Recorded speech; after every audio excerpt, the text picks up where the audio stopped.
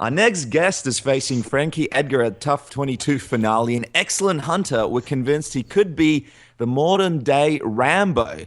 Chad Money Mendes, welcome back to Submission Radio. Hey, thanks for having me, guys. Hey, it's a pleasure having you back, Chad. We're happy there's enough wilderness out there for you to keep going hunting. Let's get into the hunting, man. We saw you've done a lot of it since your fight with Conor at UFC 189. Take us through the highlights. What did you catch? Yeah, man, I've been all over the place. So I'm doing a new hunting show, so I'm doing a lot of filming and stuff, and then also starting a new guide service. So I've just been kind of learning the tricks of the trade. But I got to go to Utah, and I got an elk with my bow, which was pretty awesome. I got to witness and help my dad get a giant elk with his bow as well. I went to Montana and went after bighorn sheep, elk, and deer, and didn't get a sheep, missed a really big bull with my bow, and then ended up getting a deer. And then went to Utah and got a really giant deer with muzzleloader, which was pretty interesting. That was the first time I've hunted for muleys with the muzzleloader. It was pretty interesting, tough. It was a very tough hunt, but and then I just got a buck actually last night. I trained all day, and then my buddy lives about an hour away from me, and I had all my stuff in my truck. So after my last workout, I just jammed up to the mountains and met him, and ended up shooting a buck with my bow at like 20 yards. It was pretty awesome. Wow, that's amazing. I mean, hunting is an art form. Me and Casper, we don't really hunt unless you talking about going down to Coles in the middle of the night and getting some tasty snacks from the register. What do you enjoy most about hunting? What is it? Because from what we know, it's got a few factors. You get out in the wilderness, you get to chill out with your friends, you sort of get away from all the media, all the computers and stuff like that. There's a lot of relaxing involved, and also obviously the skill of being able to shoot things. You know, there's a lot of great things about hunting. What do you enjoy most about it? Honestly, man, my favorite thing about hunting is the meat. I mean, I wish I could show you guys right now. I have a chest freezer in my garage.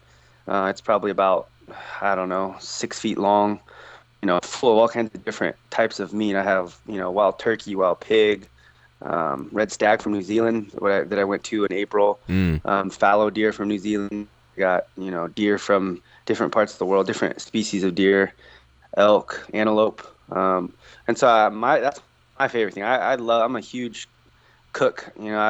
I think cutting weight my entire life has driven me to be really interested in food. And so I love watching, my dad and stuff growing up, just watching him in the kitchen, like kind of learning all the tricks of the trade and seeing how he does everything. But being able to cook and like make all kinds of different dishes with wild game meats is like a huge passion of mine. So I love being able to just kind of try new things. And just and learn what the different tastes of the different games from all over the world are like. But that's probably my favorite thing. And then second probably is, like you said, just being able to get away with great friends and family, and just be in the wilderness and just kind of get away from everything. It's something that's just so hard to describe when it's, you're up on top of a mountain, the sun's coming up over the pine trees, and it's, super cool. You can see your breath coming out of your mouth. And, you hear like a giant elk bugle in the distance, and you put a game plan after, and it basically almost becomes a competition between you and the animal. You're in his territory, you're in his backyard, and, you're basically trying to outwit him with a stick and a string, and flinging some arrows at him, and it's tough, and it's a challenge, and I love it. And for me, I love eating the food that I've harvested, going out and knowing that this thing's lived in the wild, a great life, and it's eating clean its entire life, not being pumped full of hormones and all kinds of crazy stuff that in the industry that gets ran through those things, and knowing that it's been free. And for me to be able to beat that animal in its own territory and harvest that animal and have it and process it and be able to feed myself, my family, and all my friends. I mean, all these guys at Team Alpha Male, I'm always hooking them up with wild game meat and stuff, which is super lean and healthy, and so it's just an awesome feeling knowing that you can provide and sustain if all hell breaks loose in the world. Yeah, if anybody needs a meat guy, Chad Mendes is your man. I feel like everyone should trade up. I'm going to stop hunting in GTA 5, and I might do some hunting in real life. Now, after your UFC 189 fight with Conor, you faced a bit of scrutiny. Was hunting in a lot of ways almost therapeutic for you because, deers don't care about UFC results? Yeah, I mean, I was gonna do it anyways, but whether I won that fight or lost that fight, I had all those trips planned anyway. So, yeah, I mean, it's definitely therapeutic just to kind of shut off from, like you said, all the media and all the craziness of going in and out of the gym multiple times a day and just killing yourself and getting punched and kicked in the face, and it's just a way to kind of disconnect from all that, which I think is great with any type of business, with any type of sport, with anything that really drains you mentally, physically. It's always great to have some kind of release from that, and for me, hunting is that. Hunting and fishing and just being in the outdoors. Well, let's briefly touch on the loss to Conor. You recently responded to Frankie Edgar's comments where he insinuated that you looked for a way out or took a dive against McGregor for the paycheck. You responded by saying it was super disrespectful.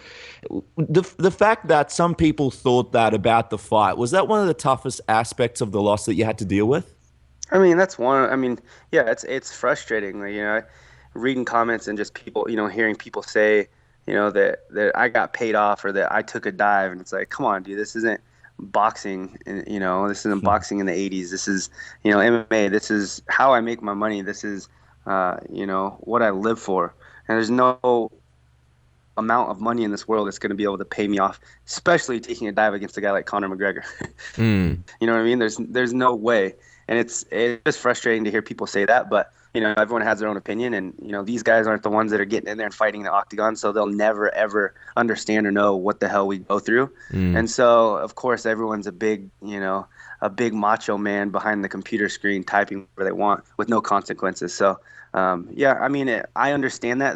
That's going to go with any sport, with any profession. When you're in the limelight, you're going to have retards that are typing stupid stuff on the computer and running their mouth where they know that nothing's going to happen to them. So that's just part of the sport, I guess, part of the business. But it's, for me, I know what I need to do, and I'm going to keep moving. I'm going to keep training, keep busting my butt.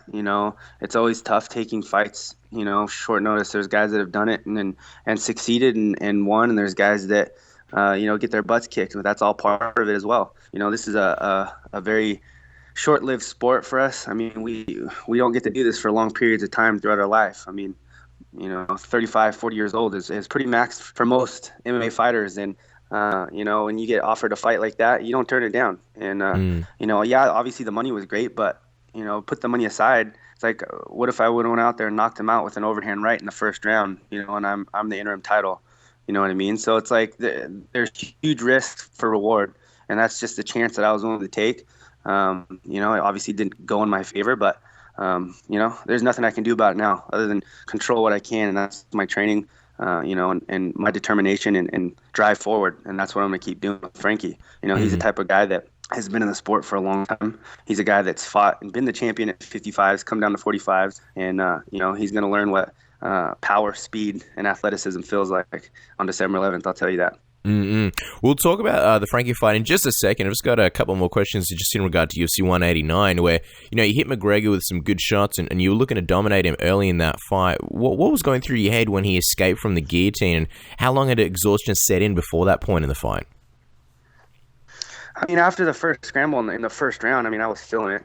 I mean, I try to stay in, great shape year-round and normal human. I'm in great shape year-round. But, when you're getting in a cage and fighting another top athlete, 2 weeks is not enough. And people, are whining and complaining, saying that I'm making excuses. It was 2 weeks notice that I said I was in great shape. And, yeah, I'm in great shape for a human, for a normal civilian. I want to see you try and get in there and fight another human being for 25 minutes straight. It's not going to happen. So, it is what it is. Like I said, that was the learning experience. I don't regret anything. I would do that 110% of the time, every time. Like I said, because there's always that chance you're going to win. And this is a sport that anything can happen. They're tiny little gloves. You get in there and you go after it. And, this is my job. This is what I'm here to do. And it is what it is. Yeah, well, let's talk about your next fight with Frankie Edgar. I mean, this is going to be a big, big fight. People are pretty excited about it. And along with yourself, Frankie is one of the best wrestlers in the division. Let me ask you, Chad, does the wrestling cancel itself out in this fight, or are you looking to take him down and give him a taste of your wrestling skills? I don't think the wrestling is going to cancel out at all. I mean, I feel like my wrestling's better than his. He's a great MMA wrestler. He's good at timing, but I feel like obviously he just fought Uriah Faber. I train with Uriah every single day, and so I have insight. Like I know what he's going to be feeling like in certain positions. I've been training a lot with Uriah on Frankie and filling this out. We've sat down with coaches and game plan, and we're going over stuff, setting all that stuff up. So I feel very confident. I feel like my wrestling, obviously I'm going to be looking to mix it up everywhere with this fight. I mean, a guy like him is what you have to do. You have to mix it up all over. If you're sticking with one little thing, he's going to end up picking you apart or switching stuff up on you. So, no, I don't think the wrestling is going to cancel itself out. Well, other than the wrestling, you're known for your knockout power, while Frankie, he's kind of known more for his volume, and his fights tend to go often to the distance. Do you think that your knockout power will be a big factor in the fight? And how do you think you guys stack up in terms of striking? Yeah, I mean, I think my power is a big difference between us. He has a lot more output, he uses more volume punches, but there's a lot of mistakes that I see that he makes when he's in there throwing punches. So, I think someone like me who's fast, explosive, powerful can be a big danger for someone like him that's coming in a lot and loves to be in the pocket. You get hit with big punches. We've obviously seen him take some big punches and keep going. But we'll see if he can handle my power that night. So we'll find out very soon. Yeah, it's interesting because there's a lot of naysayers out there who question your conditioning and say Frankie Edgar's conditioning is obviously one of his strong suits. Do you think your conditioning at all will be an issue for you in this fight, especially around the 4th and 5th rounds where Frankie Edgar does seem to go to work on people? The only people that are questioning my conditioning are Conor McGregor Nut-hangers, and that's just because he said that. And dude, look at my fight with Aldo. I fought Aldo, who's one of the best pound-for-pound fighters in the world. Went 5 rounds with him and pushed the pace the entire time. When I'm properly prepared, my cardio is never an issue. It never has been. There's been one other fight with Lentz where I was sick and fought through it and still beat that guy, who, in my opinion, would destroy Conor. So, you're always going to get those people that are talking shit. I don't think my cardio is an issue. It never has been. I took that fight on short notice, and that's why that was an issue in that fight. But, I train a proper fight. I kill Conor, and I don't think my conditioning is going to be a problem in this fight. Well, yeah, I mean, tying into the whole Conor and title shot, a win over Frankie Edgar, what does that do for you in the division? Given that, Frankie has long been considered overdue for a title shot, does the win over him earn you a rematch against the winner of Jose and Conor? Yeah, I mean, honestly, in my opinion, I feel like Frankie's getting screwed here. I mean, this is, a guy that's been winning. He, in my opinion, deserves the title shot next. But, it is what it is, and he took the fight with me. So, it's not my problem, but... yeah, I mean, this is a bad matchup for Frankie. I feel like this is, kind of a stupid move on his part if he's trying to get after that title shot. But, this is a fight that I win. It's huge for my legacy. I mean, Frankie's been in the sport for so long. He's beaten some of the best. He's been the champion at 55s, And so for me, I think this is the type of opponent that when I get put right into that category. This is going to be huge for my career. And just to sort of clarify, Chad, when you say that Frankie Edgar, in your opinion, is getting screwed, could you just explain that? Like, as in, you think he should have sort of sat out and waited for the next title shot, or you think he already should have, been in the title picture? What exactly do you mean by that? Yeah, I mean, I think he should have obviously fought for the title maybe 1 or 2 fights ago. But, I just fought Conor for the interim. I fought Jose twice now, and Frankie hasn't, lost since then. And I don't know. I'm just saying, in my opinion, I feel like he should have been next in line for the title or been already have fought for the title. But, yeah, I mean, I don't know if that's his management or him, but, that's just my opinion. Yeah, well, let me ask you this, Chad. Are you ready for some fan questions? Because we've got a couple of fan questions the fans have sent in. We've chosen a couple. So before we wrap up, we're going to ask you a couple. Are you ready? Okay. Yep. Okay, so the first one comes from username Sticks. He goes, Chad, I'm a big fan. Well, that's pretty nice, Sticks. Thanks for saying that. Now, just wondering, how has the gym been without having TJ Dillashaw there? Do you miss having him around? And would you guys accept him back if he decided to return? Yeah, of course we miss him, man. I mean, I know I do. I'm good buddies with TJ. He's, a a guy that is also into the outdoors, and we hunt and do stuff like that outside of the gym. But as far as training and everything goes, I mean, we're nothing really has skipped a beat. I mean, everyone's still getting after it. We have guys that are, we have a big group of guys right now and girls training for fights all around December and January. So we're all in there pushing each other and killing each other right now. But yeah, I don't know. I mean, it's not my decision to let TJ back in if he ever wanted to. I mean, that's ultimately between him and Faber. But yeah, man, we definitely miss the guy. Yeah, nothing a White House petition couldn't fix ever. Get those 100,000 signatures. Next fan question. Right. Next fan question's from Jam on Toast. Jam on Toast. Maybe he's Jamaican. I don't know. His question is: if you had a rematch with McGregor after you beat Edgar, how would it play out now with a full training camp? I mean, you guys got to see what happened in the first 2 rounds. I mean, I took him down and was able to land shots at will. I mean, big elbows, big punches. The guy doesn't have much off his back, and me in shape, I'm able to bounce around on the feet, stay light on my feet, and take him down whenever I want. I feel like I could beat that guy, just with the cardio alone with my wrestling. Well, yeah, it would be a great fight if it came to fruition. Now, Chad, before we let you go, we're going to do the Submission Radio Tap Out round. A couple of fun questions, and you answer with the first thing that comes to mind. So we're going to kick it off with this one. Has your girlfriend put down a limit out on how long your beard can grow yet? Because we know, me and Casper have girlfriends, and we know for a fact, there comes a point at any man's life when he's growing a beard, when the girlfriend comes up to him and says, if it grows any longer, I will leave you. I can't be around you if it grows any longer. Has she put down any limits on it? I haven't gotten that yet, but I personally don't want it super long anyways. Just the length that that's at now when I'm grappling, I get it yanked and ripped, and that I don't know how those guys like Travis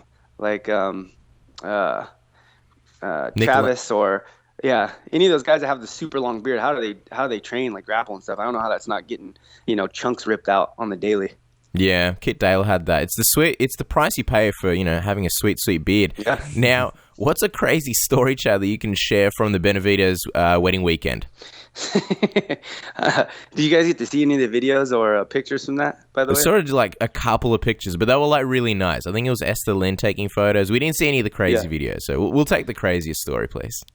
I mean, I think the last song, maybe the last 2 songs on the dance floor, Joe and Megan were in the middle, and everyone's basically circled around them, and basically some boy band songs came on, and some people that are actually working for the UFC and all of us,